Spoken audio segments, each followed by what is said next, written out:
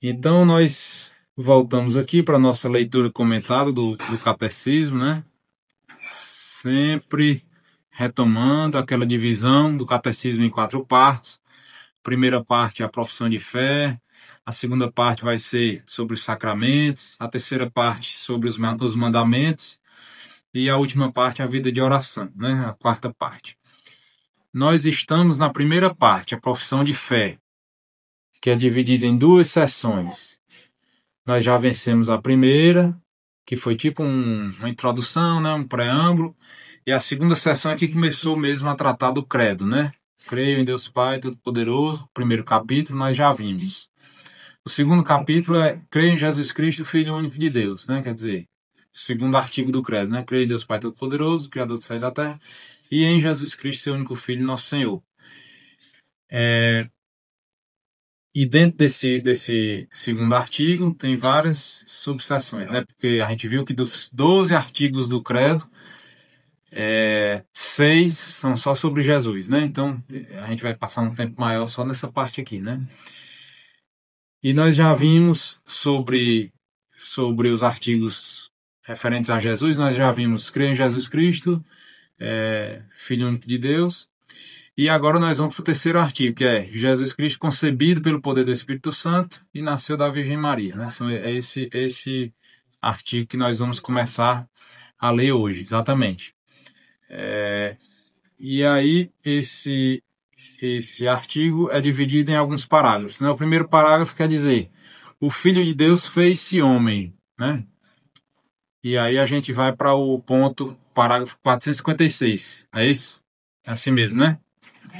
Pronto. E esse parágrafo vai começar perguntando, né? Por que o Verbo se encarnou, né? Isso aqui eu gosto sempre de relembrar isso aqui, porque assim, às vezes a gente não tem essa visão, né? De o que é o Verbo, né? O que é essa segunda pessoa, né? Da Santíssima Trindade.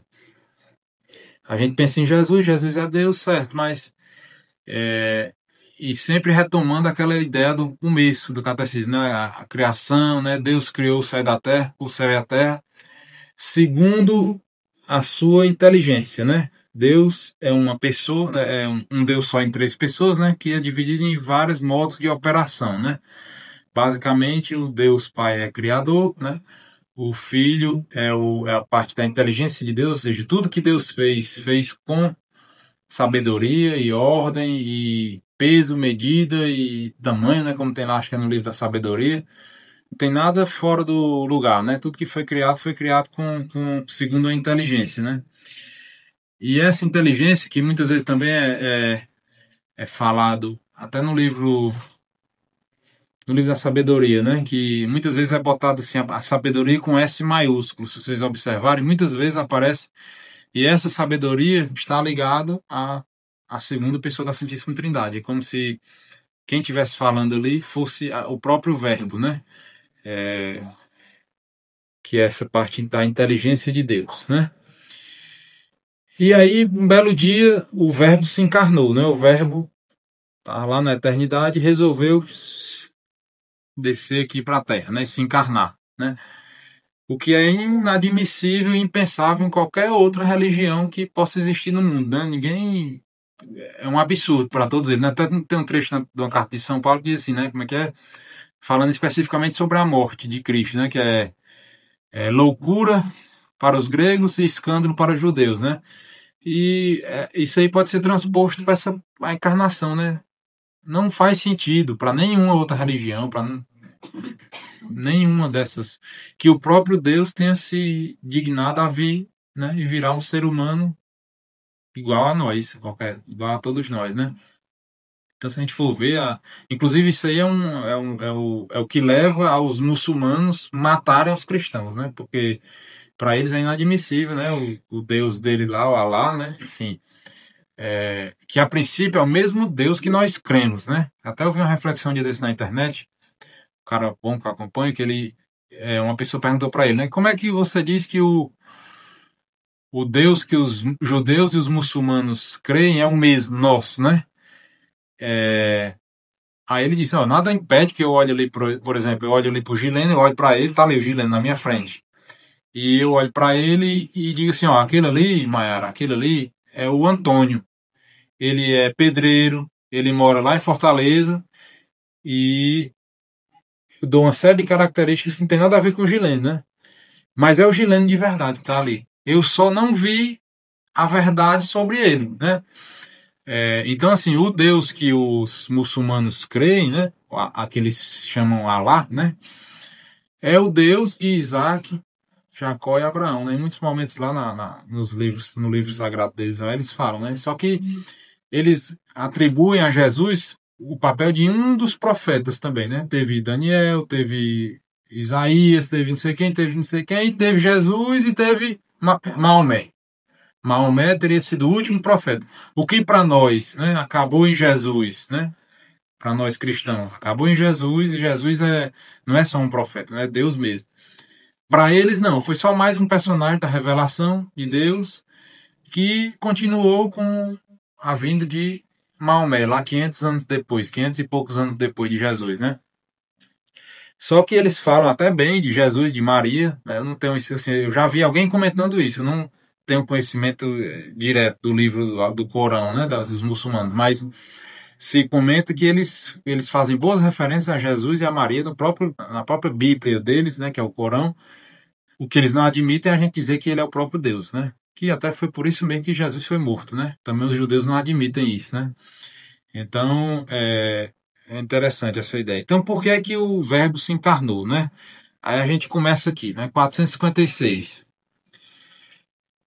Com o credo niceno-constantinopolitano, respondemos confessando: por nós homens e para nossa salvação, desceu dos céus e encarnou pelo Espírito Santo no seio da Virgem Maria e se fez homem, né? Que é aquele credo maior, né? Tá certo aí, tá? Tá. 457. O verbo fez-se carne. Bom, aí ele vai ter uma sequência, vocês observaram, vai ter uns 4 parágrafos dizendo por que, né, o catecismo explicando por que o verbo se fez carne. A segunda pessoa da Santíssima Trindade não tinha nenhum motivo assim, ele precisava virar um ser humano. Não, né? Estavam lá na eternidade, tudo bem. Mas ele decidiu, né, Deus decidiu se encarnar. Por quê? Aí vai aparecer aqui as razões, né? A primeira razão, né, 457.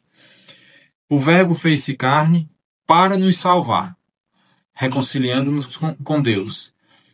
Foi Deus que nos amou e enviou o seu Filho como vítima de expiação pelos nossos pecados. O Pai enviou o Filho como Salvador do mundo. Aqui são vários trechos, né, das Sagradas Escrituras, corroborando essa ideia que o Catecismo traz, que Deus se encarnou para nos salvar, né? Continuando. O Pai enviou o Filho como Salvador do mundo, e ele veio para tirar os pecados. Enferma, a nossa natureza precisava de ser curada. Decaída, precisava de ser elevada. Morta, precisava de ser ressuscitada. Tínhamos perdido a posse do bem, era preciso que nos fosse restituído. Encerrados nas trevas, precisávamos de quem nos trouxesse a luz. Cativos, esperávamos um Salvador. Prisioneiros, esperávamos um auxílio. Escravos, precisávamos de um libertador. Seriam razões sem importância? Não seriam suficientes para comover a Deus a ponto de o fazer descer até a nossa natureza humana para visitar, já que a humanidade se encontrava em estado tão miserável e tão infeliz? Essa citação é de São Gregório de Nícia, que é um dos padres da igreja, né? Então aqui ele diz todas as características da humanidade, né, que se encontrava depois do pecado original, né? Aí ele chama de enferma, né, ou seja, doente, né?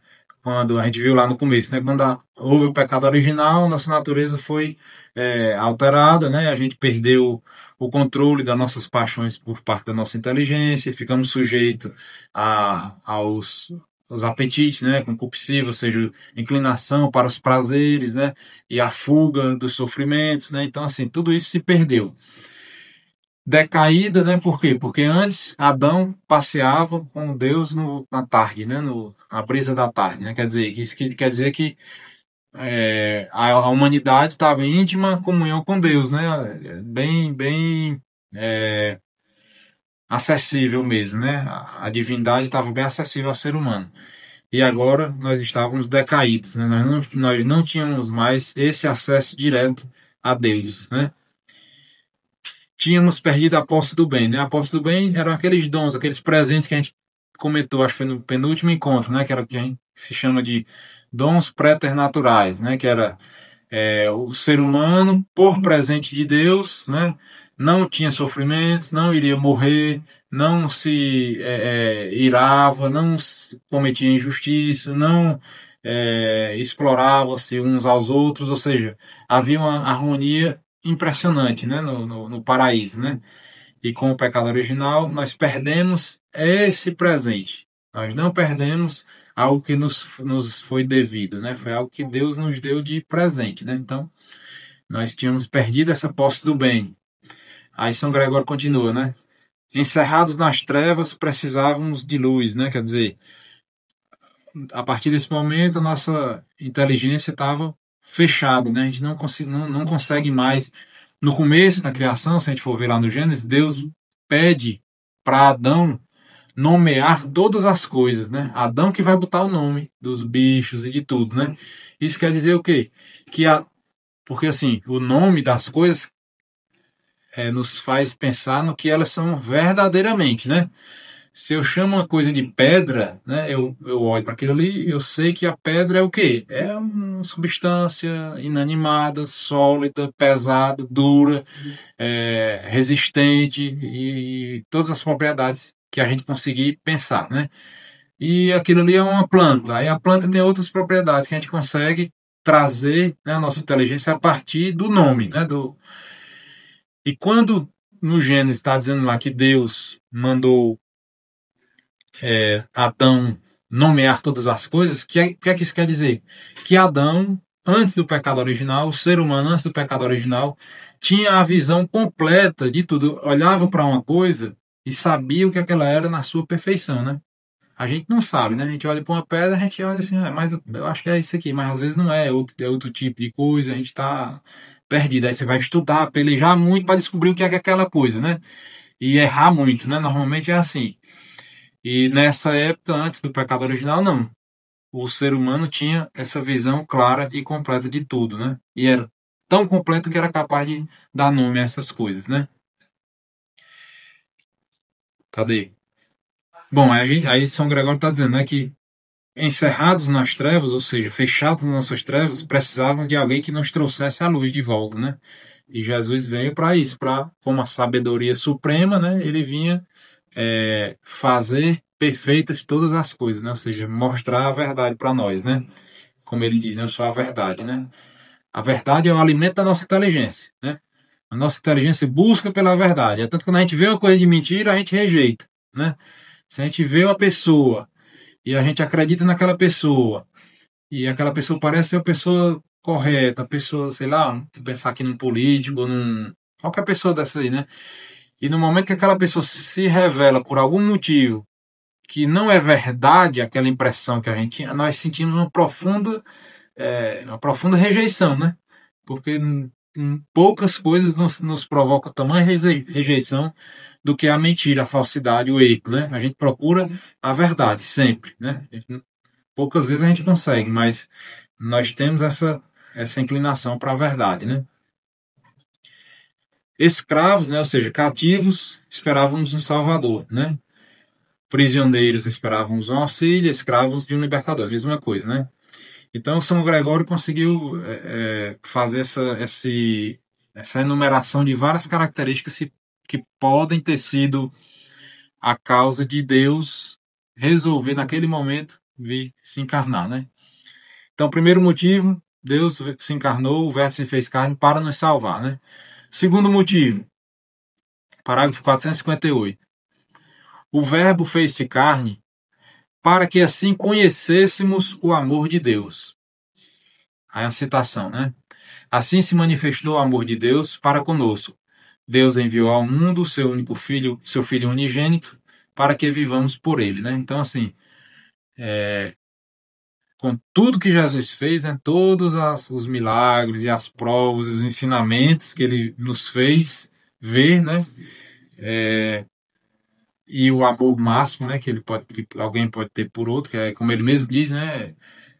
Dar a sua vida pelos seus amigos, né? Esse é o maior prova de amor que alguém pode dar, né? Então, foi mais um aspecto, né? Foi o motivo de o verbo se fazer carne. Quer dizer, nos fazer ver o tamanho do amor de Deus. Mesmo que a gente passe a vida toda pensando, a gente não vai conseguir ter essa dimensão, né?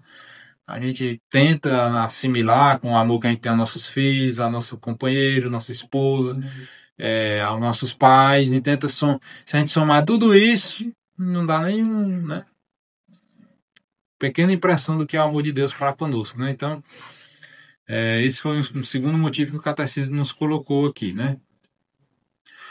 O terceiro motivo está no parágrafo 459.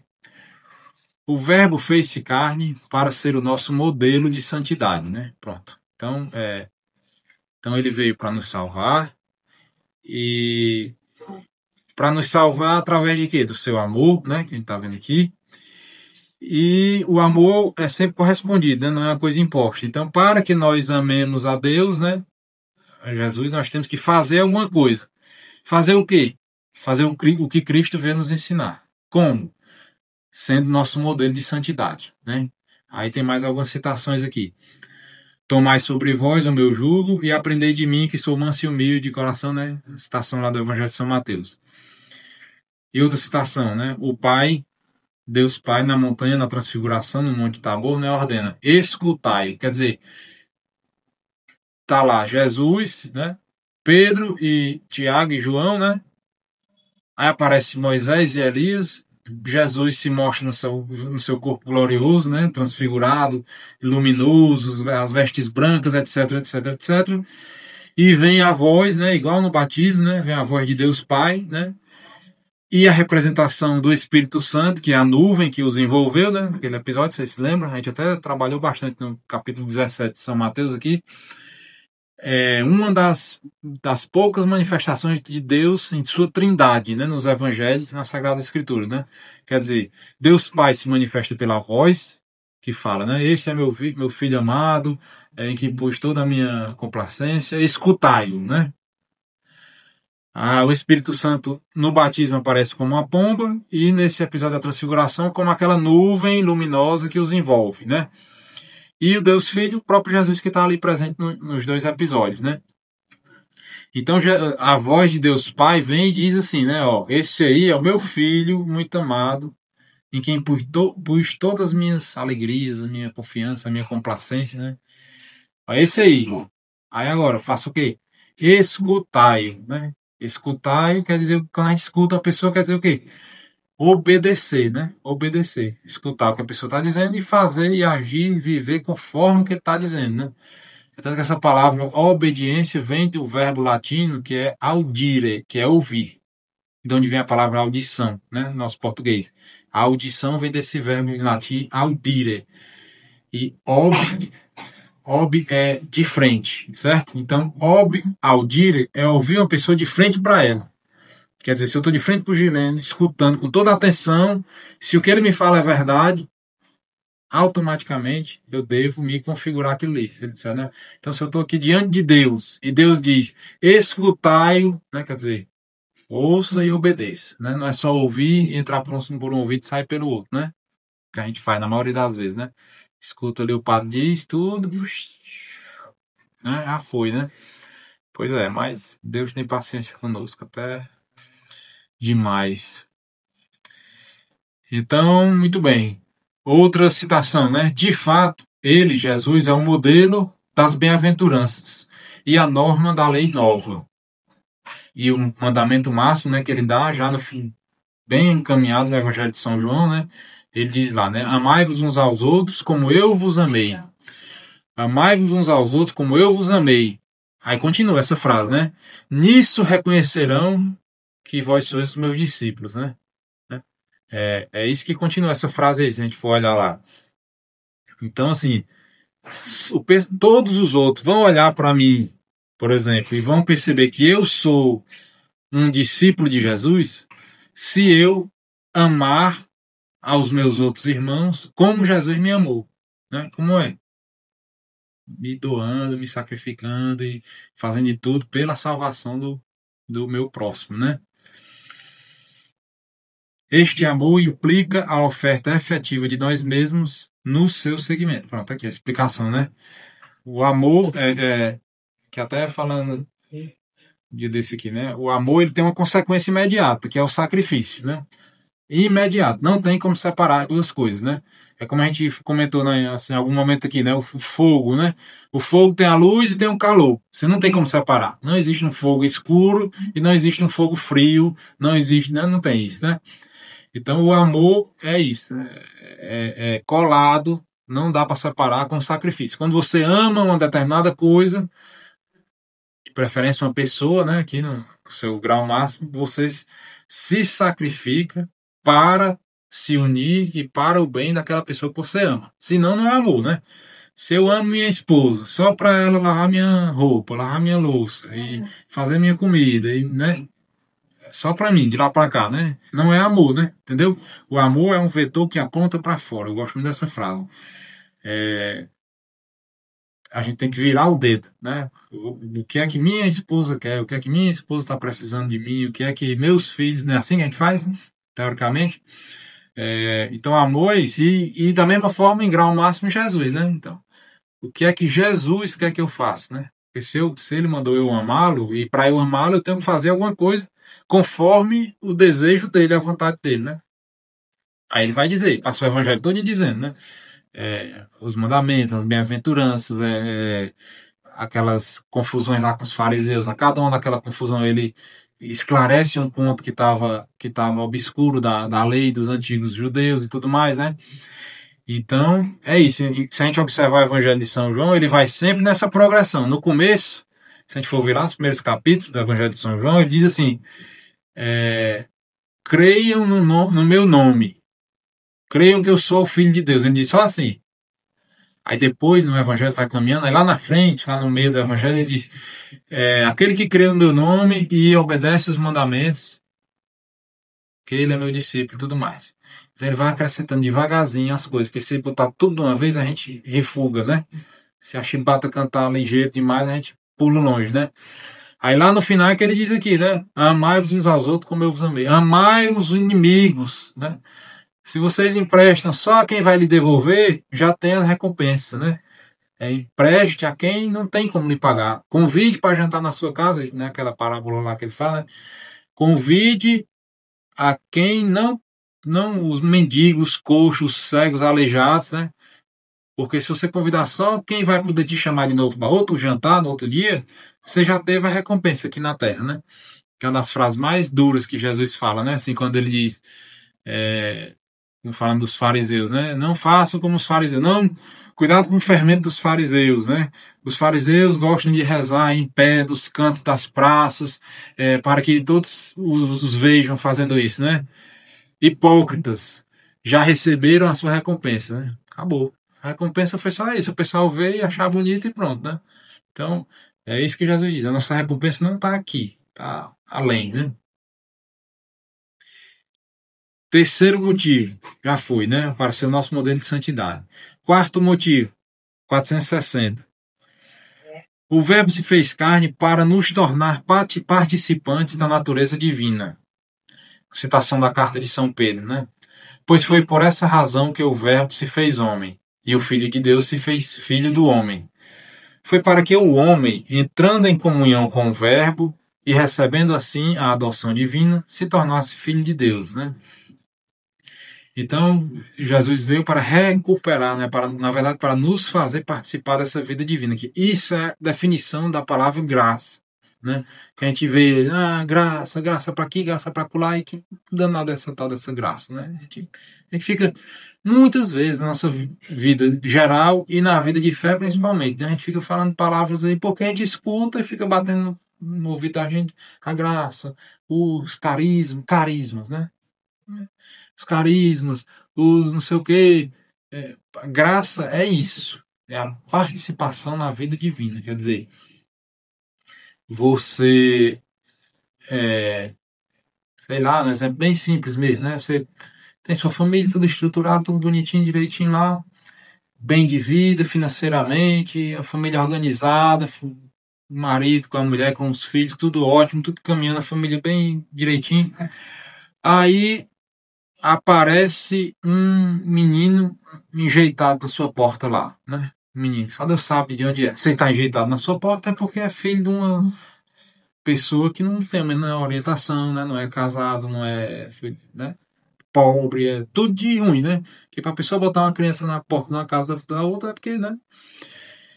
Então você pode dar a graça para aquela criança de participar da vida quase perfeita daquela família, e adotar aquela criança, né? Adotar aquela criança, e aquela criança vai poder viver, crescer e desenvolver todas as suas aptidões humanas no potencial máximo, né? Porque vai ter comida, vai ter dignidade de roupas e moradia, e vai ter, se for uma família virtuosa mesmo, vai ter amor verdadeiro como os filhos biológicos, vai ter oportunidade de estudar, vai ter oportunidade de tudo, né? De lazer, de tudo.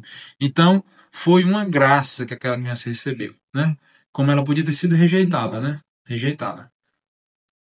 Ou ela pode crescer e se revoltar e ela mesma retirar de si mesma a graça, né?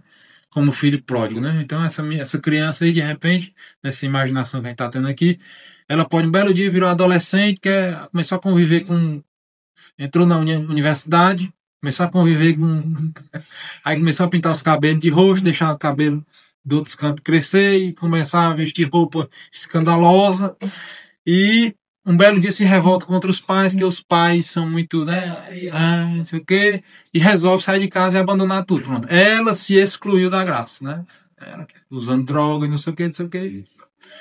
E pode ser que volte também. Então, basicamente, assim, nós não podíamos ter essa vida na graça divina, a vida divina mesmo, porque nós tínhamos a natureza decaída, né? E Jesus assumindo a humanidade, veio, fez tudo o que fez, morreu na cruz, ressuscitou e ascendeu aos céus, levando a nossa humanidade. Levando a nossa humanidade. Ele não subiu só em espírito, né? Levando a nossa humanidade. E depois levou Nossa Senhora. Então tem dois seres humanos perfeitos lá no céu, né? Então, essa é a graça, né? Jesus veio abrir a porta para a gente. Estava fechada, né? Então, esses são os quatro motivos que o catecismo nos mostra, né? Que o Verbo se fez carne para nos salvar, para que conhecêssemos o amor de Deus, para ser o nosso modelo de santidade e para nos tornar participantes da natureza divina, né? Não é pouca coisa.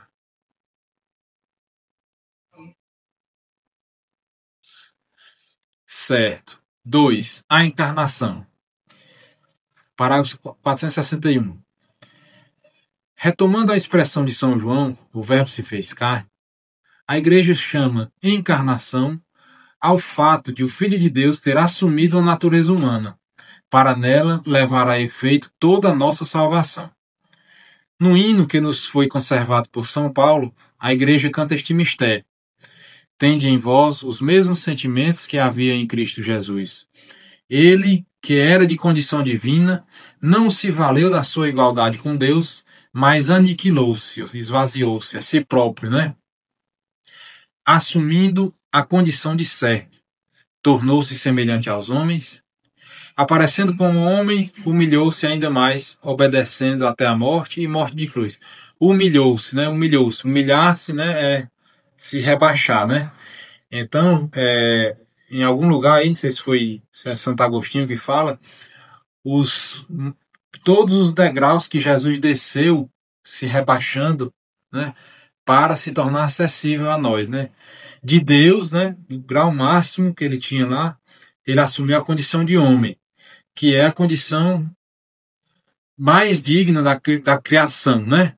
Deus criou, quando criou o homem, viu que tudo era muito bom. Só que do homem, ele se rebaixou ainda mais para o homem na situação do servo sofredor lá de Isaías, né? Que é aquele lá, né? Contavam minhas costelas, trespassaram minhas mãos e os pés, cuspiam em mim e tudo mais. O servo sofredor, na sua paixão, né? Que é praticamente a condição de um animal, né? É um homem que não tem mais autonomia de nada, não tem mais força, não tem capacidade de agir, não tem mais nada. Está totalmente entregue, como um animal que vai para o abatedor, né? Como um cordeiro, né? Exato. E daí Jesus ele se rebaixou ainda mais. Ele se deu para nós como pão e vinho, né? Como pão e vinho, que são feitos de outras coisas mais inferiores na criação, que são os vegetais, né? Os vegetais são mais inferiores do que os animais. Então, o pão e o vinho é feito de vegetais, né? Da uva e do trigo. E de vegetais vivos, ele se tornou uma coisa morta, né? Que o pão já não é mais uma planta viva, né? É uma coisa morta. O vinho já não é mais a uva viva, é uma coisa morta, né? Então, Deus se rebaixou a homem, que se rebaixou a animal, que se rebaixou a vegetal, que se rebaixou a pura matéria, sem visualmente para nós, sem vida, né? Que é o mistério da Eucaristia, né? É a gente olhar para aquilo ali, né? Como São Tomás de Aquino diz, né? A fé vem para suplementar os sentidos, né? Porque os sentidos só veem pão e vinho, né? Mas a fé nos faz ver que ali é o próprio Jesus Cristo mesmo, em corpo, alma, né? Sangue e divindade, né? No 462, eu acabei resumindo porque é meio que repetitivo, mas ele fala que a Epístola aos Hebreus fala do mesmo mistério, né? Desse esvaziamento, dessa humilhação voluntária de Cristo para nos alcançar, né? 463. A fé na verdadeira encarnação do Filho de Deus é o sinal distintivo da fé cristã. Nisto, a vez de reconhecer o Espírito de Deus. Todo espírito que confessa a Jesus Cristo encarnado é de Deus. Primeira carta de São João. É esta a alegre convicção da Igreja desde o seu princípio, ao cantar o grande mistério da piedade. Ele manifestou-se na carne, né? Então, assim, a gente vê que tem muitas citações de São João, né? Que São João foi o evangelista que mais tratou desses assuntos tão espiritualmente mesmo, teologicamente, né? Os escritos de São João são muito, muito bonitos nesse sentido, né? E aí nós avançamos um pouquinho, né? 3. Verdadeiro Deus e verdadeiro homem. Podemos continuar? Se quiser fazer alguma observação, pessoal, vocês... Tá? Verdadeiro Deus e verdadeiro homem. Parágrafo 464. O acontecimento único e absolutamente singular da encarnação do Filho de Deus não significa que Jesus Cristo seja em parte Deus e em parte homem, nem que seja o resultado de uma mistura confusa do divino com o humano, né? Ele fez-se verdadeiro homem, permanecendo verdadeiro Deus. Jesus Cristo é verdadeiro Deus e verdadeiro homem. Esta verdade da fé teve a Igreja de a defender e clarificar no decurso dos primeiros séculos, perante heresias que a falsificavam, né? Bom, é porque não dá para entender, né, isso aqui, né? A gente não tem como. Então, no começo, o pessoal ficava tentando descobrir como é que era isso, né? Se Jesus era homem, aí ficava dizendo, eu sou Deus, eu e Deus somos um. Quem vê o Filho, vê o Pai. Tem tudo isso lá escrito nos Evangelhos, né? Mas como é isso? Como é? Como é que pode? Se é Deus, é homem, como é? Aí ficavam, né? As pessoas, os hereges, eles em princípio não eram pessoas más, pessoas do demônio, nada disso, né? Eram pessoas bem intencionadas que estavam querendo realmente entender como é que era, né? Então uns diziam que Jesus não era um homem de verdade, era tipo uma como é que é? Sei lá, um fantasma, né? Uma coisa assim, sem matéria, né? Outros diziam que Jesus era um homem comum e um belo dia Deus veio e tomou de conta dele. E agora virou Deus, mas, né? Não era Deus desde o começo, né? Outros que eram o arianismo, que foi a principal heresia, dizia que Jesus não era Deus mesmo. Era a criatura mais perfeita que Deus tinha feito, que era quase Deus, assim, mas não era Deus mesmo, né? Então eram muitas tentativas de explicar, né? E nas próprias discussões eles ficavam vendo, ó, isso aí não pode ser, porque se for isso, aí tem um monte de outras consequências, né? Se for isso, essa parte da Bíblia está errada. Se for isso, não pode ser assim, tal. E eles iam debatendo e eliminando os erros, tirando os erros. Não, isso aqui não pode ser assim. Não pode ser um homem que Deus veio e tomou de conta, possuiu como o diabo possui uma pessoa, né? Não pode ser isso, porque senão Deus estava sendo igual ao demônio. Não pode, né? E Deus não tem nenhuma semelhança com o diabo. E assim vai. Você nem se tinha essa impugnação, mas eu estou dando exemplo de como eram as discussões, né? Sim, sim, logo. Esse primeiro concílio aqui que definiu essa história foi em 325, como a gente vai ler no próximo parágrafo, né? Então, os primeiros 200 anos ali, 300 anos, foi muita quebra-cabeça para descobrir essas coisas, né? Por quê? Porque Deus criou tudo e fez tudo conforme o pensamento dele, mas ele não fez nada que contrarie a sua própria natureza. Deus é bom, é verdadeiro, é belo, é perfeito, é simples, é único, é um monte de características de Deus. E ele não pode fazer coisas contra a sua própria natureza. Se ele é a verdade, ele não pode criar mentiras. Ah, mas Deus é onipotente. Conforme a sua natureza.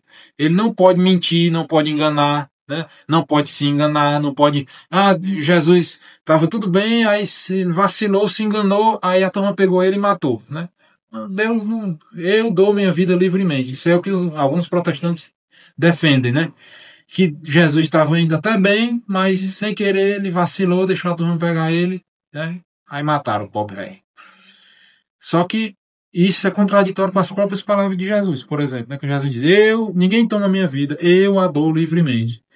Então, à medida que vai surgindo os erros, os outros bispos, os outros padres, os santos, os homens de oração, iam pensando e meditando na Sagrada Escritura e dizendo: ó, isso aí não pode ser, isso aí não pode ser, isso aí não pode ser.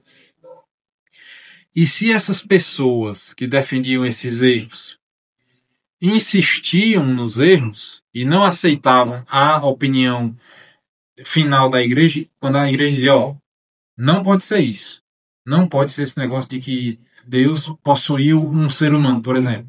Então a pessoa que defendia isso, se ela não se conformasse à opinião da igreja, a partir daquele momento é que ela considerava um herege. Por quê? Porque ela estava sendo revoltosa contra a verdade da igreja, que interpretava todas essas histórias aí, né? E aí pronto. Aí a gente continua, né? 465. As primeiras heresias, né? O primeiro concílio ecumênico de Nicéia, em 325, confessou no seu credo que o Filho de Deus é gerado e não criado, consubstancial ao Pai. E condenou Ário, o qual afirmava que o Filho de Deus saiu do nada e devia ser de uma substância diferente do Pai. Acabei de dizer, né? Deus criou Jesus do nada, né?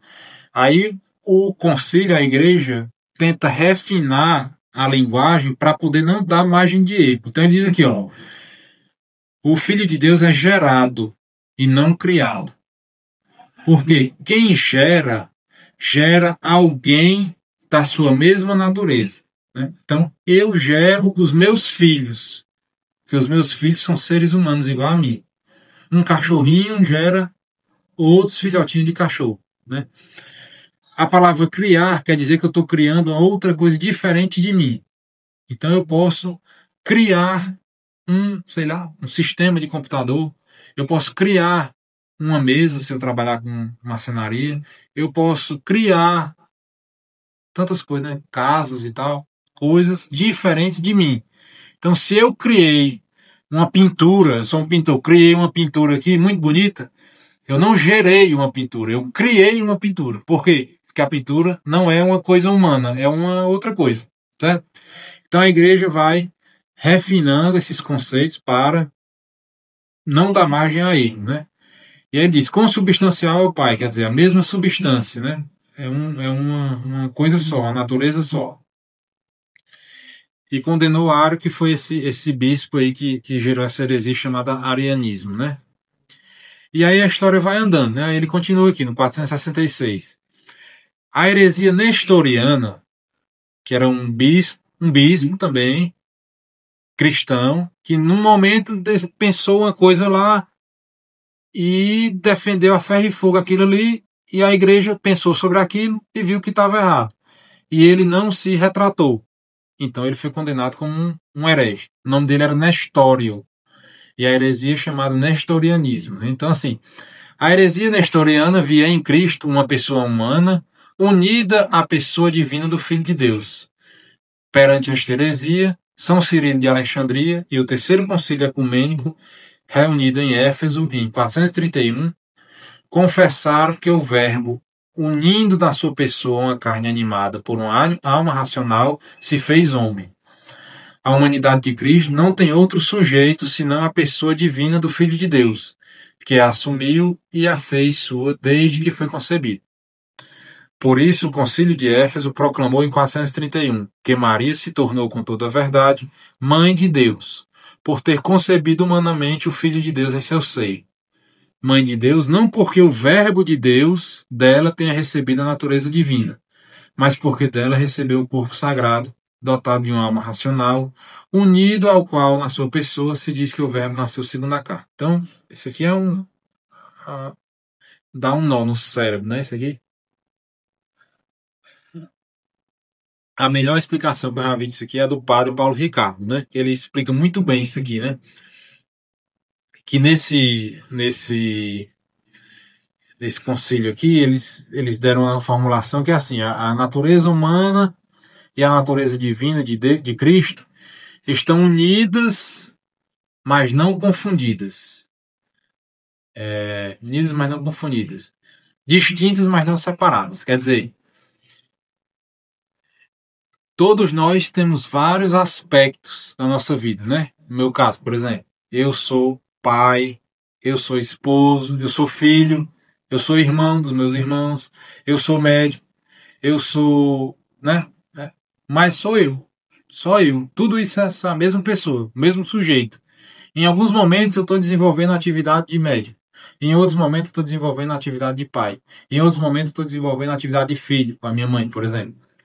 Só que no momento que eu estou desenvolvendo uma atividade de filho, eu deixo de ser o pai dos meus filhos? Não. Eu deixo de ser médico? Não. Então, essas coisas estão distintas, elas podem ser, é o que os filósofos chamam, são entes de razão. Você pode parar para pensar em cada uma coisa dessas separadamente, mas elas não estão confundidas. Por quê? Porque cada coisa no seu lugar.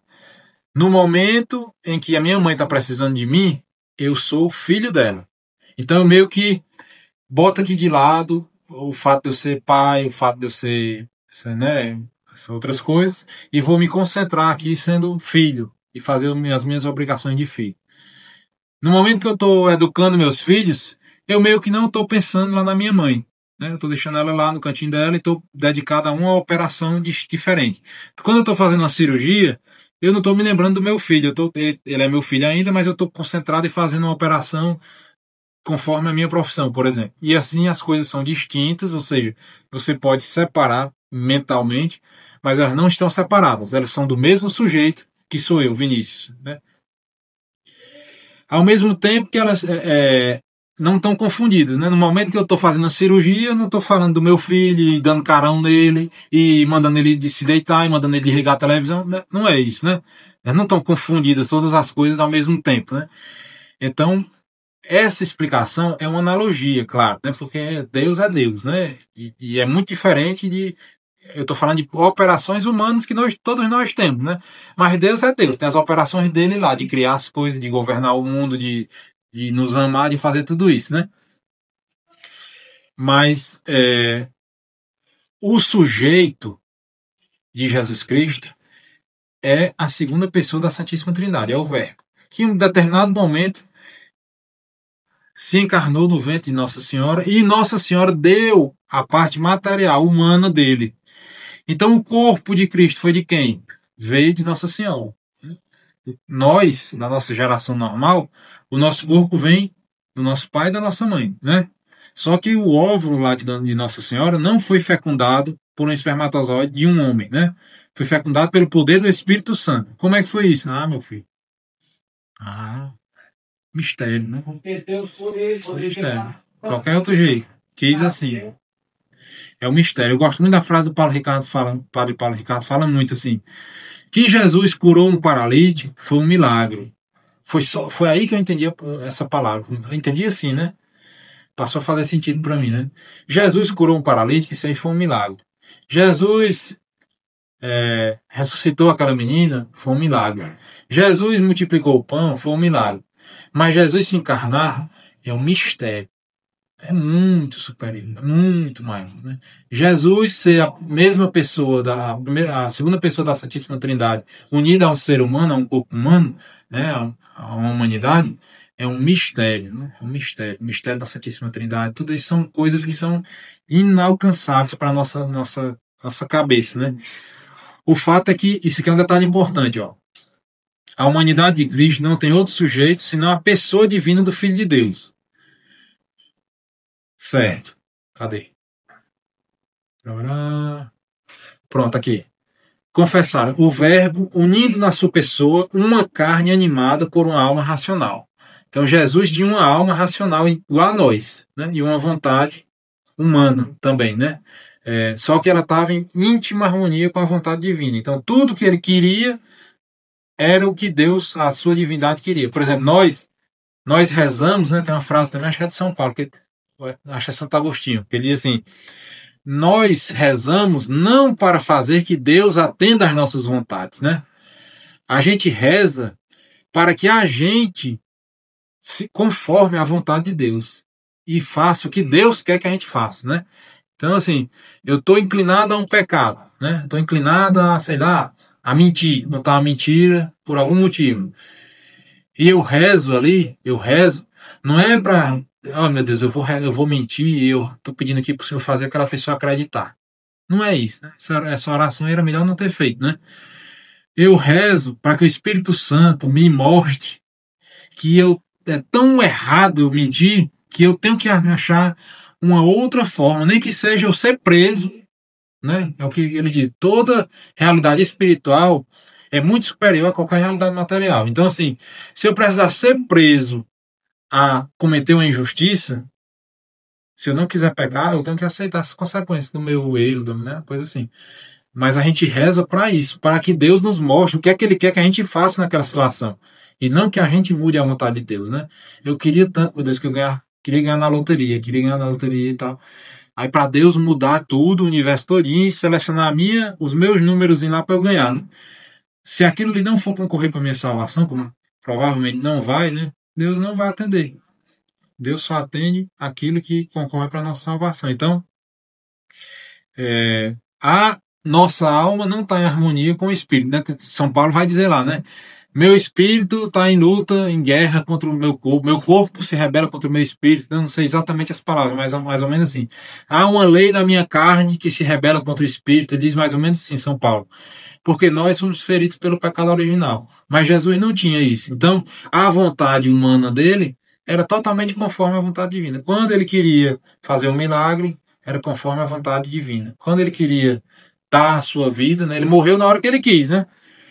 Aqueles condenados ali da crucificação geralmente passavam 2, 3 dias ali para morrer, né, agonizando, né? E Jesus passou ali 3 horas e pronto, agora é a hora. Pai, em tuas mãos entregue meu espírito. Acabou-se. E os outros dois ainda estavam lá, precisava quebrar as pernas dele para poder morrer mais ligeiro. Então, assim, tudo que Deus fez, tudo que Jesus fez, a sua vontade humana era harmônica e conforme a vontade divina, né? Mas foi assim. A sua pessoa, a Santíssima Trindade, assumiu uma carne humana em determinado momento e essa carne foi dada por Maria. Foi dada por Maria. Então esse sanguezinho que a gente consome na nossa Eucaristia foi dado por Nossa Senhora, né? Foi dado por Nossa Senhora. E por isso ela é chamada Mãe de Deus, que é outra infantilidade de muitos protestantes, muitas denominações protestantes, né? Ah, vocês dizem que Maria é mãe de Deus. Quer dizer que Jesus não era Deus antes. Não, meu filho. Maria é mãe de Jesus, né? Através da carne. E Jesus não é Deus? Então pronto, tá na mãe de Deus. Pronto, deu para entender? Beleza, ótimo. Próximo, né? Porque eles querem achar que a gente não. Jesus só virou Deus depois que nasceu de Maria. Não é isso que a igreja está aqui. A igreja católica está dizendo. Maria se tornou a mãe de Deus por ter concebido humanamente o Filho de Deus em seu seio. Aí diz, então não pode dizer que é mãe de Deus, tem que dizer que é mãe de Jesus. Tá bom, e Jesus era o quê? Era Deus? Era, pronto. Entendeu? Beleza. Próximo, né? Então, assim, não tendo o que inventar, né? Eles têm que bater, né? Aí inventa. Aí começa, né? Começa as histórias, né? Exatamente. Então, basta. É o que o cardeal Fulton Sheen dizia, né? Ele dizia assim: o que os protestantes, a igreja católica que os protestantes criticam e batem e não sei o quê, é a igreja católica criada por eles. Não é a igreja católica, né? Se eles vierem aqui até teve um debate lá do padre Eduardo com um pastor aí, num podcast aí na internet. Aí muitas vezes, teve umas 3 ou 4 vezes que o pastor dizia, mas padre, Maria é mãe de Deus e não sei o quê. Então... Aí o padre explicava isso aqui, né? Aí o pastor dizia, isso aí, não, então nós estamos juntos, nós estamos acreditando na mesma coisa. Aí, pronto, pois é isso, pois só falta você vir, né? Só falta você terminar de ler o catecismo, que não deu tempo ele ler no podcast todo dia. Se estudar a vida católica, exatamente. Aí ele dizia, o pastor, você via tanto que era ignorante, assim, o cara muito bem articulado, esse pastor, né? Muito barbona grande, cabelão de lado, assim, muito artista, né? Aí ele dizia, padre, aquilo ali, padre, é pão, padre. Não é Deus. Leve para o laboratório, você vai ver. Quer dizer, não tem um conhecimento mínimo de filosofia. Por isso que os padres, nossos padres da Igreja Católica, têm que estudar 3 ou 4 anos de filosofia e mais 3 ou 4 anos de teologia. Porque não dá para a gente, por exemplo, não dá para eu aprender, na minha área, por exemplo, não dá para eu aprender a fazer ultrassom, por exemplo, que é o que eu faço, se eu não estudar antes anatomia, para saber onde é que cada órgão está, que o rim está aqui, que o fígado está ali, que a vesícula está ali, porque senão eu vou pegar o aparelho de ultrassom e não vou saber nem botar o aparelho no paciente, que eu não sei onde é que é para procurar as coisas. Então tem conhecimentos que são necessários para você entender outra coisa, né? Então, para você aprender a fazer ultrassom, por exemplo, eu tenho que saber anatomia, eu tenho que saber um monte de coisa antes, senão não aprendo a outra. E para o camarada ser teólogo, aprender teologia, aprender essas verdades de fé e tudo mais, ele tem que saber filosofia antes, porque não tem como, tem muitos conceitos. Isso aqui que a gente está tentando aqui, substância, acidentes, contingente necessário, um monte de coisa que tem na filosofia. Se você não souber, não dá para fazer teologia. Aí eu vejo gente entrando em faculdade de teologia, EAD, né, pela internet, aí sai com diploma de teólogo, né? É só se enganar, né? Porque não. Até conversando uma vez com um conhecido que disse que tinha entrado, até protestante, e tinha entrado em uma faculdade de filosofia, de teologia. Ele disse, rapaz, não tem nada a ver com sua vida não, mas não dá. Não dá para você começar a fazer teologia. Porque se você não é protestante, então se você é protestante, você protesta contra alguma coisa. E essa alguma coisa é a Igreja Católica. Então você vai ter, do seu ofício que você está assumindo aí, protestar contra a Igreja Católica. Você só protesta contra alguma coisa baseada em, né? Eu não vou chegar pro Gilene e começar a dizer, bater nele, ou bater, que eu digo assim, discutir com ele, falando coisas que não tem nada a ver com a vida dele, né? Gilene, rapaz, você não dá certo porque os advogados não sei o quê, porque os farmacêuticos não sei o quê. Sim, mas não tem nada a ver com isso. Como é que você vai falar com o Gilene sobre outras coisas que não tem nada a ver com a história dele? Então, para você criticar a Igreja Católica, criticar que Maria é mãe de Deus, criticar que o batismo de criança, criticar. O que mais que eles criticam? É tanta coisa que é protesta demais. As tradições, a oração de intercessão, o purgatório, o que mais? As imagens, tudo isso. Você tem que saber o que é que a Igreja Católica fala sobre isso.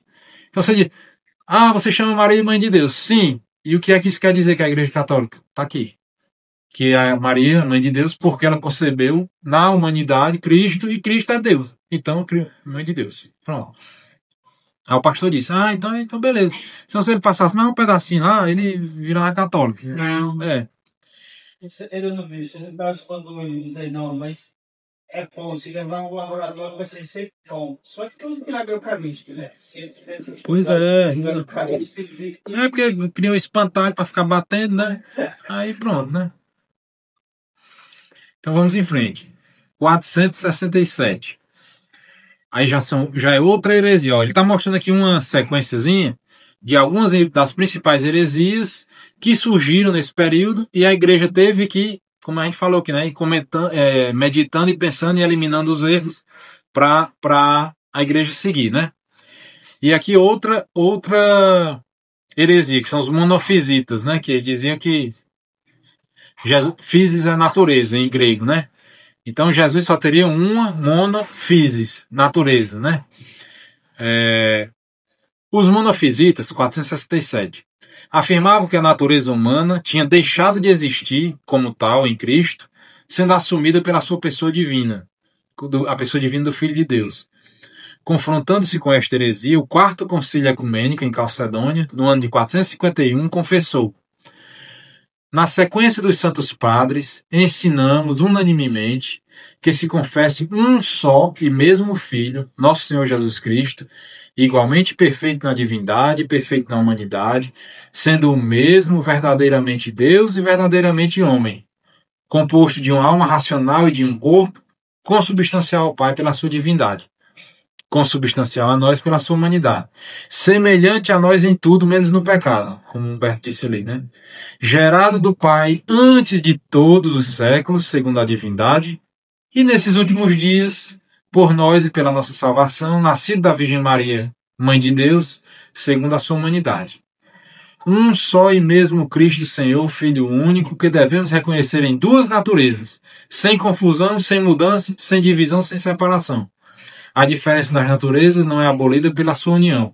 Antes, as propriedades de cada uma são salvaguardadas e reunidas numa só pessoa e numa só hipóstase, que é substância em grego, né? Então tá aqui, ó. Aquela frase que eu falei, unidas, mas não confundidas, né? Distintas, mas não separadas. Tá desse concílio aqui, né? Então você vê que o concílio, a igreja fez uma frase gigantesca aqui, para não dar margem de erro. Se você disser que Jesus tem só a natureza, essa frase aqui já mostra que não é. Se mostrar que Jesus não é perfeitamente Deus, está errado. Está tudo aqui escrito, né? Deixa eu ver aqui. Então, as naturezas, né? Então, um só Deus, ou seja, a pessoa divina, quem é? Né? A pessoa responde a pergunta, quem é? Quem é você, Gilene? Né? Quem é? Gilene. E você é o quê? A pergunta que responde, a resposta da pergunta o que é a natureza. Então, Juliano, você é o quê? Eu sou um ser humano. Tá? E quem é você? Juliano. Então, seres humanos tem muito no meio do mundo, mas Juliano só tem um. Certo? Então, a natureza é essa história aí. Jesus tem as duas naturezas. Tem a natureza humana, ou seja, ele era um ser humano igual a nós, comia, bebia, dormia, se cansava, sentia dor, tudo, né? Se cansava, se entristecia, se alegrava, tudo. E ele tinha também a natureza divina. E segundo a vontade que ele queria manifestar. Ora, ele queria manifestar a sua humanidade. Quando? Quando ele se sentava para comer com o pessoal, mesmo sem precisar, já ressuscitado. Pediu para assar peixe para ele comer. Ali ele estava manifestando a sua humanidade. E horas ele manifestava a sua divindade. E, na verdade, a todo momento, as duas estavam em plena atividade. É tanto que se diz que tudo que Deus fez, todos os gestos que Jesus fez, são para a nossa salvação. Então, o que acontece?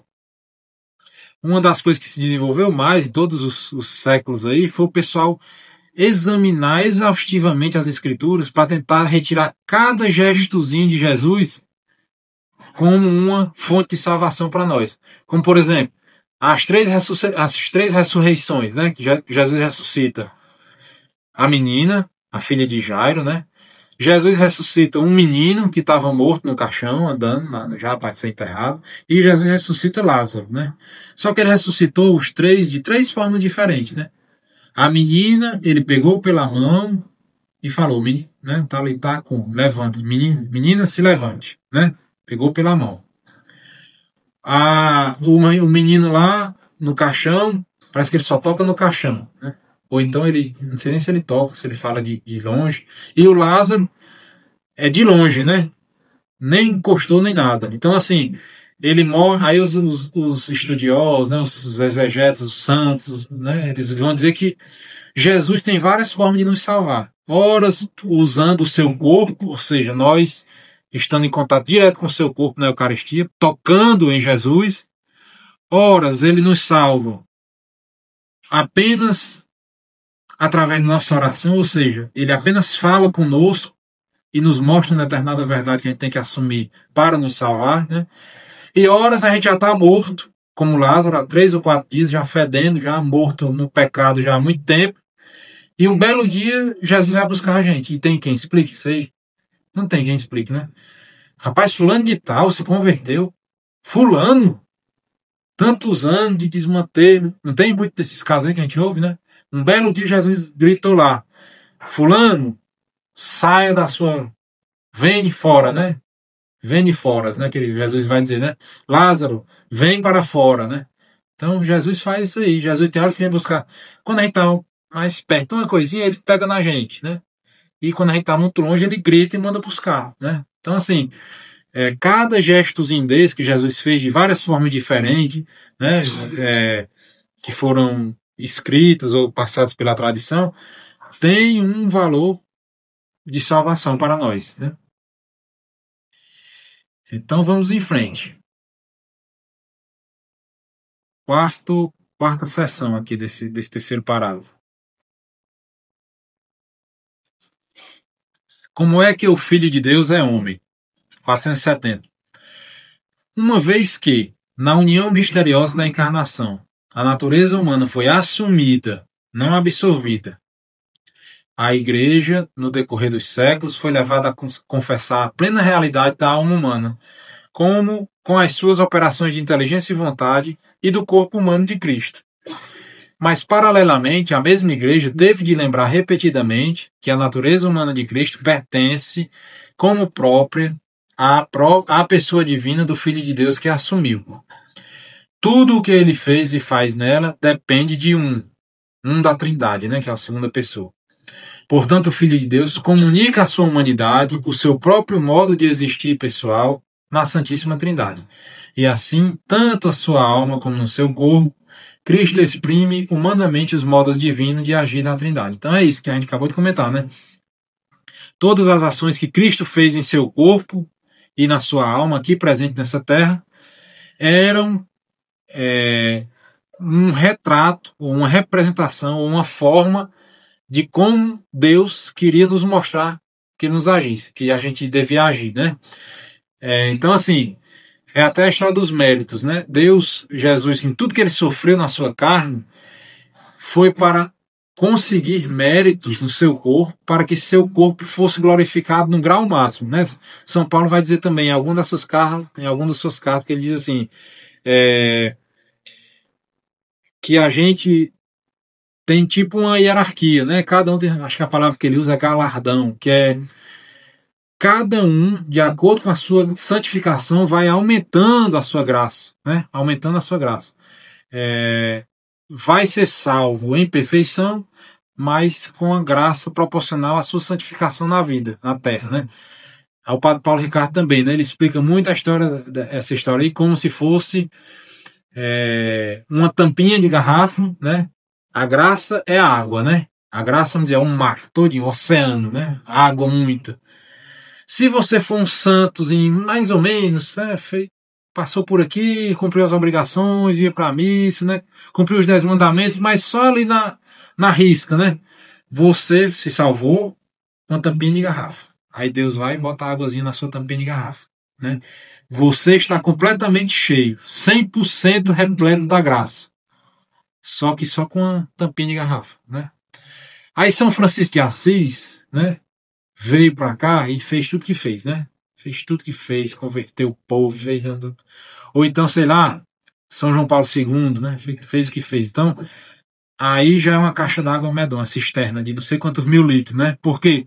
Porque amou muito, se sacrificou muito, né? São João Paulo II, coitado, aquela doença de Parkinson, até o último dia, naquela janela ali, pelejando para dar a bênção pra gente e tudo mais.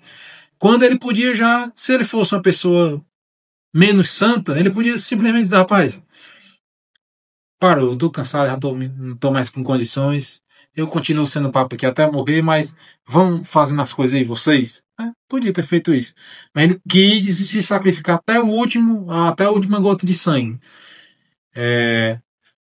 Então, assim, todos os que são salvos são repletos da graça de Deus, conforme o seu reservatório, vamos dizer assim, né? Essa é a explicação do padre Paulo Ricardo.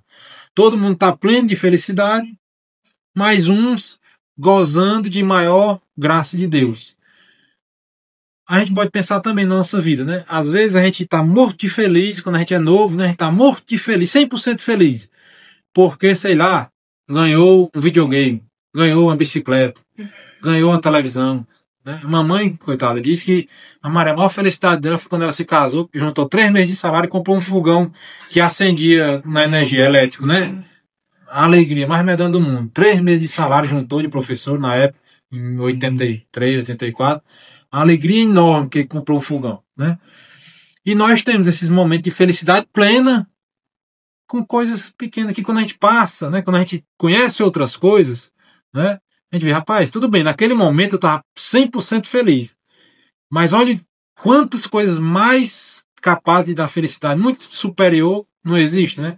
E a gente vai conhecendo outras coisas mais, outras coisas mais. Então, de repente, antes da conversão, o camarada vive feliz porque tem um emprego bom, ganha dinheiro, tem uma vida boa e tudo mais.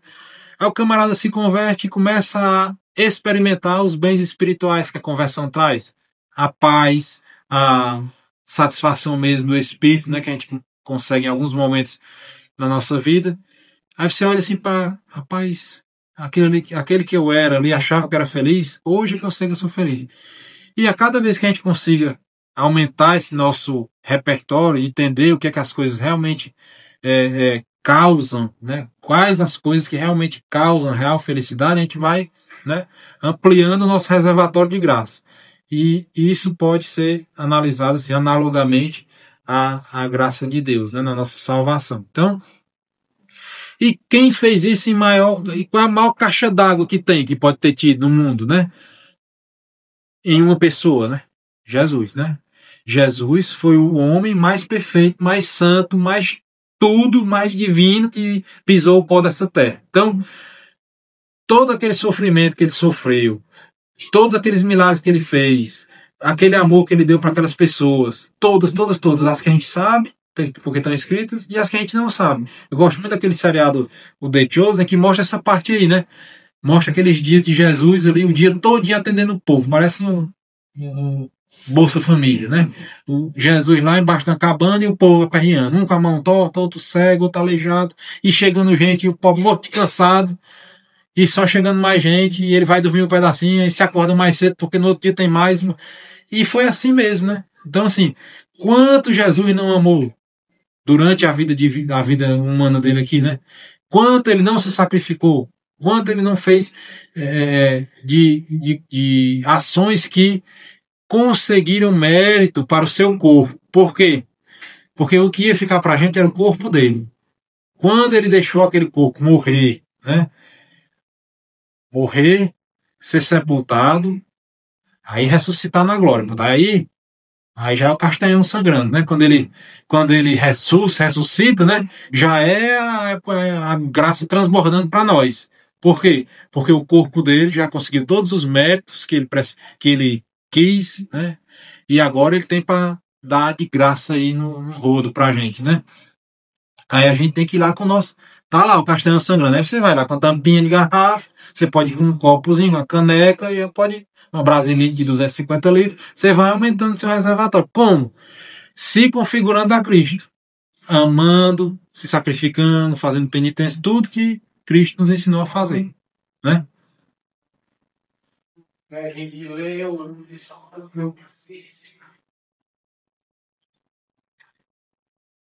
Aí pronto, aí tem coisa que a gente vê assim, esses santos, né? E esses santos, quando estão na hora da morte ali, ou mesmo durante a sua vida e tal, eles refinam tanto a consciência deles que eles percebem, eu não estou amando o suficiente, eles já estão tão próximos de Deus, eu ainda estou aquém do que Deus quer de mim. E as penitências enormes, né? Penitências enormes, né? Aí você diz, rapaz, isso aí só pode ser hipocrisia desse cara aí, porque um cara desse santo, que todo mundo já sabe que é santo, todo mundo já vê, o cara faz tudo pelos outros, deu tudo, virou pobre do São Francisco, por exemplo. São Tomás de Aquino, quando foi fazer a última confissão dele, estava para morrer, foi fazer a última confissão, aí o frade que ouviu a confissão dele saiu dizendo, são pecados de uma criança, né? Quer dizer, o cara tinha uma consciência tão refinada que ele dizia até as coisas mais mínimas que ele fazia, assim, que podia ser um pecado, ele queria acabar com aquilo ali, para se unir perfeitamente a Deus, né? Então, assim, esse refinamento de consciência que os santos vão atingindo a cada degrau que sobem, né? Vai mostrando a miséria humana que só com a graça divina você consegue superar, né? Eita, agora sim, né? Mas igual, tem um professor Sidney Silveira, né? Que assistindo os cursos dele, é bem engraçado, cara. Aí quando acontece essas coisas assim, que tá dando uma aula, o celular cai, a câmera desliga, ou cai uma coisa, aí diz, pessoal, aqui é o capeta que tá, porque ele não gosta que a gente tenha essas conversas e tal, isso é coisa, com certeza é o Satanás que tá trazendo aqui a banda de 7 de setembro pra tocar aqui do lado da igreja, né? Ali, vamos ver aqui. Vamos pro 471, não é isso? 471. A alma e o conhecimento humano de Cristo. Apolinário de Laodiceia afirmava que em Cristo o Verbo tinha ocupado o lugar da alma ou do espírito. Contra este erro, a Igreja confessou que o Filho Eterno assumiu também uma alma racional humana, né? É a questão que eu falei, né? Ele diz aqui que o Verbo ocupou a alma do cidadão lá. Tinha um Jesus lá, tal de Jesus, tinha uma alma, era uma pessoa normal. Aí Deus veio, jogou essa fora, botou para onde ninguém sabe e tomou o canto, né? E a Igreja rebateu esse erro, né? 472. Esta alma humana que o Filho de Deus assumiu é dotada de um verdadeiro conhecimento humano. Como tal, este não podia ser por si mesmo ilimitado. Exercia-se nas condições históricas da sua existência, no espaço e no tempo. Foi por isso que o Filho de Deus, fazendo-se homem, pôde aceitar crescer em sabedoria, estatura e graça. E teve de se informar sobre o que na condição humana deve aprender-se de modo experimental. Isso correspondia à realidade do seu abatimento voluntário na condição de servo. Então é isso. Sendo humano, Jesus passou por todas as fases que o ser humano passa, né? Então ele nasceu criança, teve fome, foi amamentado, né? Aprendeu a falar. É bonito a gente pensar, né? Sempre me comoveu quando eu vi algum padre falar sobre isso. Imagine, né? Nossa Senhora ensinando Jesus a falar e Nossa Senhora ensinando Jesus a rezar, né? Imagina a cena dessa, né? Ensinando ele a fazer aquela... Não é não? Pois é. Aí ele quis passar por isso para quê?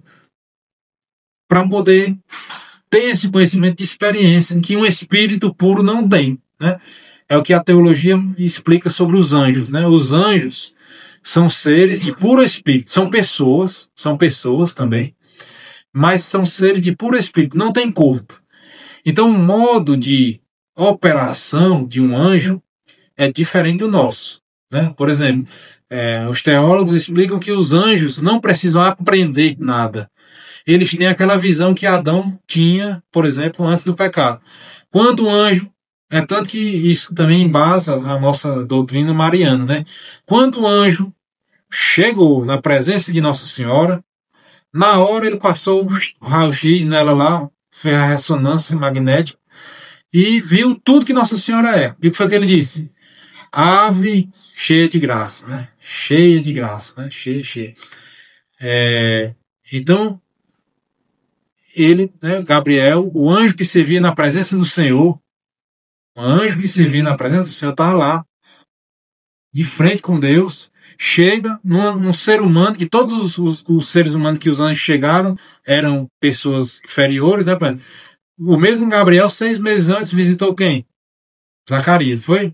6 meses antes, o mesmo Gabriel estava lá no templo e disse a Zacarias, olha, você vai ser pai, vai ter um menino, vai nascer assim, assim, assim, e tudo mais. Viu? Aí Zacarias, que conversa é essa? Aí a época fica logo calado aí, cala a boca e não fala mais nada, só quando o menino nascer. Então, o anjo, ele tem esse conhecimento que chama por intuição. Ele chega, a coisa que ele se aplica para entender, ele entende toda de uma vez. Se ele olhar para esse computador, ele já entende tudo que esse computador é, o que é que ele faz, tudo. Nós não. Nós vamos, coitado, olhar, aí tem as teclas, tem esse cabo, vai para onde, vai tentar descobrindo. O nosso conhecimento é assim. Através dos sentidos, da experiência, gradativamente a gente vai aumentando nosso conhecimento até o final da vida. E Jesus, quando ele estava na situação só de Deus, né, que criou todas as coisas, mas ele não tinha esse conhecimento por experiência. Ele sabia de tudo, porque ele criou a natureza humana, que devia se desenvolver assim, mas ele não tinha sentido na pele, porque ele não tinha um corpo. E ele quis assumir um corpo, né, para ter também esse conhecimento. Então ele transmitiu mais esse mérito para o seu corpo, né? E aí, pronto. Então, e é isso que quer dizer aqui no finalzinho, né? Isso correspondia à realidade do seu abatimento voluntário na condição de servo. Então, assim, tudo que ele sofreu, né? Ele sofreu verdadeiramente e muito mais do que nós. Porque é o que a gente chama, que a gente costuma dizer muitas vezes, até na medicina, e a gente é um jargão popular, né? A ignorância protege, né? Então, assim, muitas vezes acontece, por exemplo, na minha profissão, né? Eu vejo, chega uma pessoa para mim com um câncer, né?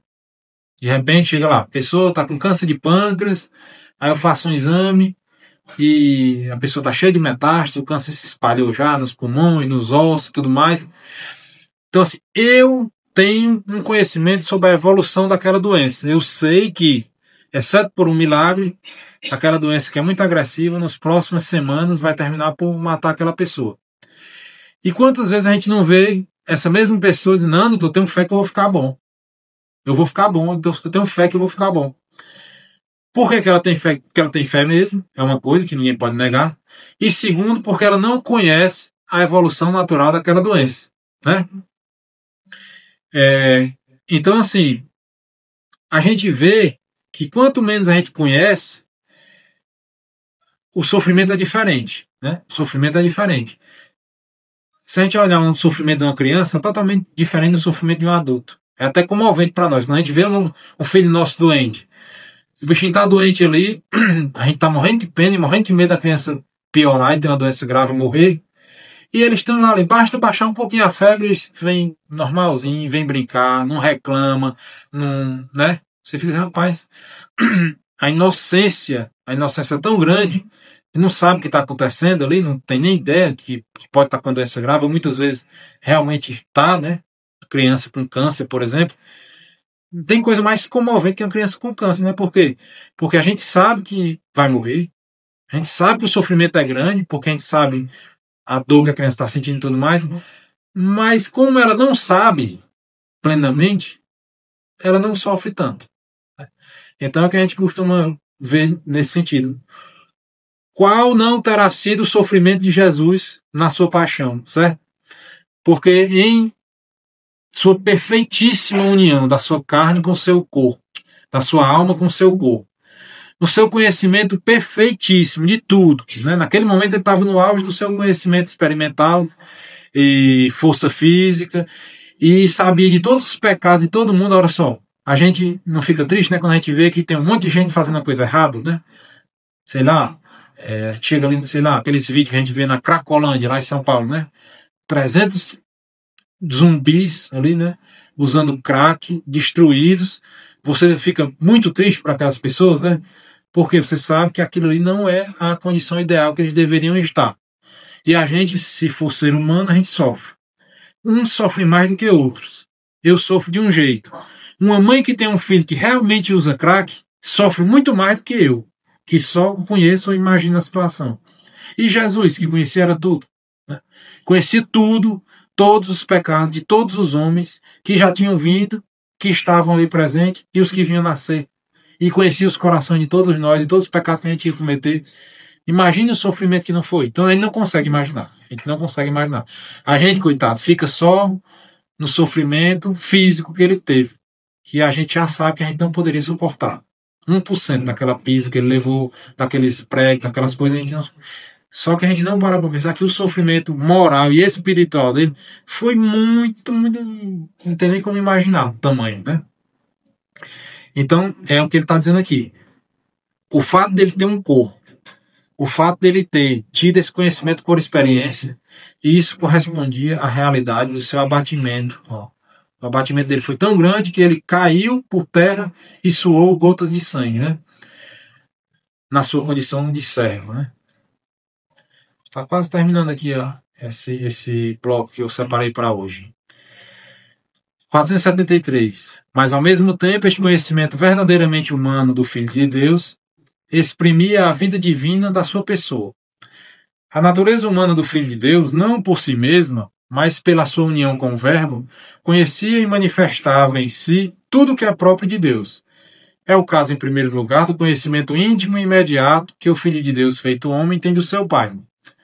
O Filho também mostrava o seu conhecimento humano, a clarividência divina que tinha dos pensamentos secretos do coração dos homens. Então, assim, em momentos ele manifestava só a sua humanidade mais proeminente, em outros momentos ele manifestava claramente a sua divindade ao adivinhar o que estava passando no coração daqueles fariseus, aquela mulher que tocou nele, só na roupa dele e ficou curada, e os leprosos, e todos aqueles homens que ele conhecia só em olhar, né? Olhar para aquele olhar que ele lançou para Pedro, né? Quando Jesus olhou para Pedro, Pedro desmoronou, né? O galo cantou 3 vezes. Jesus está lá no Evangelho de São Lucas. Jesus olhou para Pedro e Pedro, né, se desmoronou, né? Então, assim, tá tudo unido ali, horas manifestando mais ou menos cada aspecto desse, né? 474. Pela sua união com a sabedoria divina na pessoa do Verbo encarnado, o conhecimento humano de Cristo gozava em plenitude da ciência dos desígnios eternos que tinha vindo revelá-lo. O que neste domínio ele reconhece ignorar, declara no outro ponto, não ter a missão de revelar. Não é que aquele negócio, né? Que alguém pergunta, quando é que isso vai acontecer, Senhor? Aí nem o Filho do Homem sabe, né? Mas só Deus, o Pai, que sabe e tal. E lá na frente ele vai dizer, né? Não é dado a mim revelar os tempos e os momentos de que essas coisas vão acontecer. Cada coisa vai acontecer no seu devido tempo, né?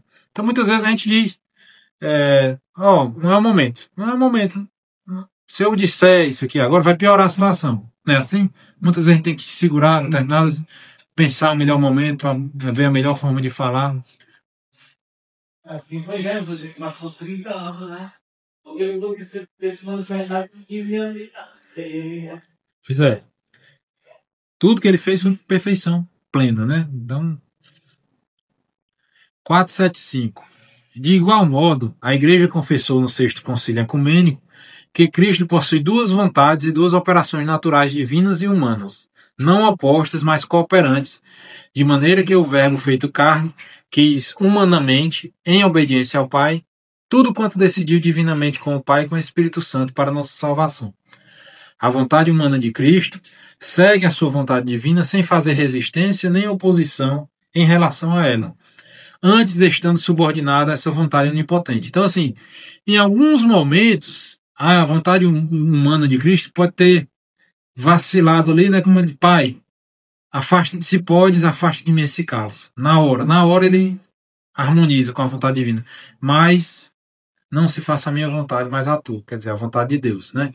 Então, na hora que a vontade humana queria se rebelar, Jesus tinha um total controle sobre isso, né? E quantas vezes ele estava querendo dormir, né? Querendo descansar, querendo comer, e continuou atendendo as pessoas, continuou, né? Fazendo tudo que era o seu desígnio, né? Para a salvação. 476. Uma vez que o Verbo se fez carne, assumindo uma verdadeira natureza humana, o corpo de Cristo era circunscrito. Portanto, o rosto humano de Jesus pode ser desenhado. No sétimo concílio ecumênico de Nicéia, em 787, a Igreja reconheceu como legítimo que ele fosse representado em santas imagens. Que é mais um. Vou ler logo o 477 aqui que vai ficar mais claro. Ao mesmo tempo, a Igreja sempre reconheceu que no corpo de Jesus, Deus, que por sua natureza era invisível, tornou-se visível aos nossos olhos. Com efeito, as particularidades individuais do corpo de Cristo exprimem a pessoa divina do Filho de Deus. Este fez seus traços do seu corpo humano, de tal modo que, pintados numa imagem sagrada, podem ser venerados, porque o crente que venera a sua imagem, venera nela a pessoa nela representada. Né? Então é mais uma confusão. Você vê como o protestantismo e essas coisas atuais são heresias requentadas, todas, certo? O espiritismo, por exemplo, é uma heresia chamada metempsicose, que é do Antigo Egito, que veio, e no cristianismo, lá no século III, 300 e pouco, começaram a inventar essa história de reencarnação. E a igreja condenou. Aí em 1800 e tanto, quer dizer, 1500 anos depois, aparece o espiritismo de novo. Por quê? Porque ninguém se lembrava mais que 1500 anos atrás tinha tido um negócio de encarnação, não sei o quê. Da mesma forma, os protestantes. Está aqui. Nessa época, aqui no ano 700 e pouco, a igreja reconheceu que Jesus, tendo sido um homem, um corpo circunscrito, está aqui, ó, o corpo de Cristo era circunscrito. O que quer dizer isso? Corpo circunscrito. Era um corpo como o nosso. Nosso corpo começa e termina em determinado ponto, né? Até aqui sou eu, daí para frente é o Gilene, por exemplo, né? Então nosso corpo é circunscrito por uma quantidade de matéria. Então, e Jesus teve um rosto, teve uma face, teve um corpo, teve uma altura, teve um peso, teve todas as características que nós temos. E se ele teve isso, e o ser humano é criado à imagem e semelhança de Deus, a igreja reconheceu que a imagem de Cristo pode ser representada em pinturas. Ah, mas não é igual, não é uma foto, não é uma filmagem. Sim, mas quer dizer, se eu faço uma pintura, por exemplo, da igreja aqui, eu peço um pintor para fazer uma pintura para eu estar lá na minha casa. Aí ele faz. Hoje ela está verde. Ou verdinha, né? Tem um nome essa cor aí, certo? É opala claro. Não, é verde, não sei o quê. O nome desse verde aí. Homem não sabe cor, né? Homem não sabe cor de nada, não. Mas é parecido com verde. Amanhã ela pode estar pintada de outra cor. Não já foi de outra cor essa igreja? Já foi azul? Já foi rosa? Já vi umas fotos dela rosa, né? Pois é. Aí quer dizer que se eu fizer a pintura dela verdinha lá em casa, daqui a 30 anos ela tiver azul de novo. Aquela pintura não está me relembrando, me remetendo a essa igreja aqui? Não faz sentido, né? Porque eu olho para uma pintura, eu olho para uma foto de uma pessoa, de um ente querido, eu não estou adorando a papel da foto, ou a filmagem, a televisão que está passando a filmagem. Aquela imagem me faz lembrar a pessoa que eu amava, que morreu, minha mãe, minha avó, meu filho, né? E assim sucessivamente. Um santo, um papa, né? Os papas agora têm foto, é a foto deles mesmo. Mas a foto do São João Paulo II, a foto oficial dele, é diferente do pobrezinho que estava nos últimos dias, né? Todo tortinho, pobrezinho com a coluna deformada, com um Parkinson, né? E não era a mesma pessoa, não? Era a mesma pessoa. É a mesma pessoa. Então tá aqui, a igreja está dizendo, ó, pintado numa imagem sagrada, podem ser venerados, porque o crente venera a sua imagem, o crente que venera a sua imagem, venera nela a pessoa representada. Então, assim, se você faz uma imagem, um desenho de Jesus, com a intenção de representar a pessoa de Jesus, e você olhe para aquela imagem e se lembre de Jesus, e aquilo faz você entrar na presença de Deus, ou fazer um momento de oração, ou ter uma reflexão, ou parar de pecar. Você ia pecar, aí na sua sala tem uma cruz. Você se lembra, já está lá, Jesus na cruz. Eita, eu ia fazer uma coisa errada, mas não posso fazer. Então, tá valendo. É isso que a igreja está dizendo, né? Agora não pode você fazer uma imagem, por exemplo, totalmente ao contrário da natureza de Jesus Cristo, como se faz, por exemplo, nessas escolas de samba aí, né? Que pega Jesus e faz toda a marmota do mundo, né? Aquilo ali foi feito para veneração? Foi feito para evocar a pessoa de Deus? Não foi. Foi feito para ridicularizar, para humilhar, para tudo de ruim, né? Então, assim, a igreja, o cristianismo, sempre como Jesus, né, que ensinou, foi Jesus que ensinou, preza pela intenção, pelo que vem do coração. É o que vem do coração que torna puro ou impuro. Não é assim que Jesus disse, né? Não é o que você coloca para dentro do seu corpo, mas o que vem de dentro do seu coração que torna o que você está fazendo puro ou impuro. Então, é isso que a igreja está dizendo, né? Ah, você se ajoelha na frente da imagem de Nossa Senhora, está idolatrando, né? Aí pronto, tem muitos momentos na Sagrada Escritura que alguém se ajoelhava para o outro e não estava adorando, né? Tem muitos momentos aí, né? Ah, mas estava jogando incenso, né? Mas aquilo é uma forma de você não trata com mau carinho uma foto do ente querido seu, sei lá, um porta-retrato, você abraça, você beija, você bota num lugar digno, bonito, com flores, com tudo. Não é assim que a gente faz. Isso é natural, isso é humano, né? Humano. Para que todas essas ações externas mostrem que você tem respeito e amor para aquela pessoa. É o mais simples do mundo, né? E se cair um porta-retrato desse e quebrar, você rasgar uma foto, a gente não vai descartar esse material com cuidado também? A gente não vai pegar e jogar na privada, né? A gente vai, com a maior pena do mundo, vai tentar colar. Ah, não deu certo, não. Vai tentar descartar ou vai guardar mesmo a foto rasgada, ou vai descartar da forma mais digna possível. Da mesma forma que a igreja orienta a fazer com os objetos que são bentos, né? Texto quebrado, imagem quebrada. Existe uma forma, né, de fazer, segundo a dignidade daquela coisa, né? Tá terminando mesmo agora. 478. Jesus reconheceu-nos e amou-nos a todos e a cada um durante a sua vida. A sua agonia e a sua paixão, entregando-se por cada um de nós. O Filho de Deus amou-me e entregou-se por mim. Gálatas. Amou-nos a todos com um coração humano. Por esse motivo, o Sagrado Coração de Jesus, trespassado pelos nossos pecados e para nossa salvação, é considerado sinal e símbolo por excelência daquele amor com que o Divino Redentor ama sem cessar o Eterno Pai e todos os homens. Ixi, rapaz, vamos botar um coração cheio de espinhos, sangrando, não sei o quê. Mas ele não quis assim. Ele não quis que o soldado fosse lá e perfurasse o coração dele. Porque ele não deixou o soldado quebrar as pernas dele. Se Jesus tivesse deixado o soldado quebrar as pernas dele, talvez hoje a gente venerasse as pernas quebradas de Jesus. Talvez, né? Não é não? Pelas pernas quebradas de Jesus, né? Entende? Pelo Sagrado Coração de Jesus, ele não fala isso? Se Jesus tivesse permitido que tivesse quebrado as pernas dele, a gente estava venerando as pernas dele. A gente não venera as chagas de Jesus Cristo, a gente não venera os flagelos que ele recebeu no texto, né, um mistério que a gente medita. Se tivesse escrito lá no Evangelho, um soldado quebrou os dentes de Jesus, quebrou todos os dentes de Jesus, a gente talvez tivesse a veneração pelos sagrados dentes quebrados de Jesus, talvez tivesse. Pois é, mas Jesus quis sofrer e morrer e padecer daquele jeito, com a coroa de espinhos, com as chicotadas, com as quedas na via crucis, né? Na via sacra, com o enxugar o rosto naquele pano, com os pregos nos pés e nas mãos, com tudo aquilo ali, com a lança perfurando seu coração. Então pronto, o Sagrado Coração de Jesus para nós é um símbolo de um amor infinito por nós, né? Até hoje o coração de Dom Pedro I está lá na igreja, lá no Porto. Dom Pedro I morreu, era metade brasileiro, metade português, mandaram o corpo para cá, tiraram o coração dele está lá, dentro de um recipiente, lá na igreja, lá no Porto, lá em Portugal.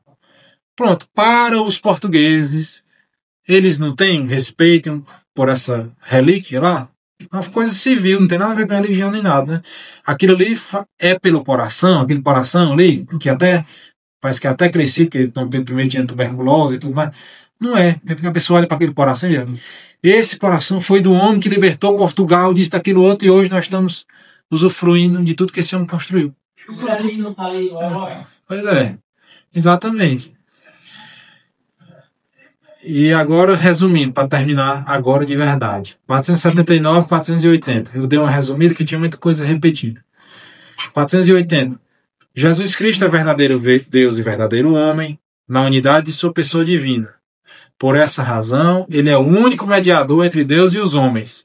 Mediador é aquele que, né, intermedia, ou intermedia, não sei como é que diz, um determinado negócio, né? Qual é o negócio? O negócio da nossa salvação. Então, meu amigo, eu já paguei o preço, Jesus, né? Pagou o preço de tudo, a conta é tanto, R$ 1.000, eu já paguei. Agora você, tá aqui o seu ticket, né? O seu canhotozinho. Aí ele vem me dar. Aí, para eu fazer valer isso aí, eu tenho que me santificar, porque é isso que ele quer. Por isso que ele quer que eu pague a ele, é isso. E ele apresenta os meus boletos que eu vou pagando a ele apresenta a Deus para ver se Deus aceita eu passar, né? E Nossa Senhora é mediadora? Não. É intercessora, né? Rogai por nós, Santa Mãe de Deus, né? Rogai por nós. Peça a Jesus, eu só tenho R$ 10, eu estou devendo 1.000, eu só tenho 10. Peça aí, para ele dar um menos aí, né? Faça aí por mim. É isso que Nossa Senhora faz, né? Tadinho, meu filho, esse pobre, coitado, só tem R$ 5. Deixa esse pobrezinho entrar. Lá dentro a gente dá um banho nele. Dá umas lapadas se precisar ainda, tá precisando, né? Vai pro purgatório, levar umas lapadas, tomar banho, né? Tudinho. Mas deixa passar. Né? Nossa Senhora faz isso. Os santos fazem isso. Né? E assim vai. 483. A encarnação é, pois, o mistério da união admirável da natureza divina e natureza humana na única pessoa do Verbo. Tá? Mistério. E aí nós encerramos esse bloco aqui de hoje, né?